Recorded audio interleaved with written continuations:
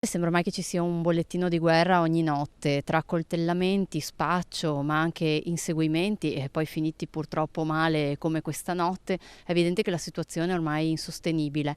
Da anni lo denunciamo. Questa amministrazione, oltre ai proclami e oltre alle dichiarazioni da Batman del sindaco, non è riuscita a produrre nulla sul versante sicurezza. È stata un'altra notte di follia nell'entroterra veneziano, culminata nello scontro con feriti tra un'automobile della polizia stradale e un furgone di Veritas, all'apice del concitato inseguimento di una macchina che non si era fermata a un posto di blocco. Questa amministrazione non ha aumentato in realtà il presidio, ha solo fatto proclami e adesso annuncia come sempre un richiamo al governo e diciamo agli aiuti nazionali che anche noi chiediamo, ma è evidente che in primis deve ovviamente agire il comune. In questi anni purtroppo non l'ha fatto, depotenziando alcuni servizi sia sul versante della sicurezza ma anche sul versante del sociale.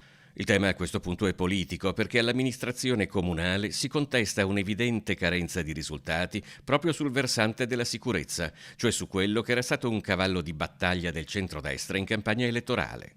Il Sole 24 Ore nell'ultima classifica ha declassato Venezia sia dal lato della qualità della vita ma anche dal versante sicurezza. Infatti siamo al 102esimo posto della classifica, quindi veramente in fondo rispetto anche alle grandi città italiane. Oltre a questo ci sono state altre classifiche e altri dati che manifestano come purtroppo Venezia e tutto il comune sia ormai diventato ad esempio capitale della droga, così come purtroppo capitale delle morti da overdose.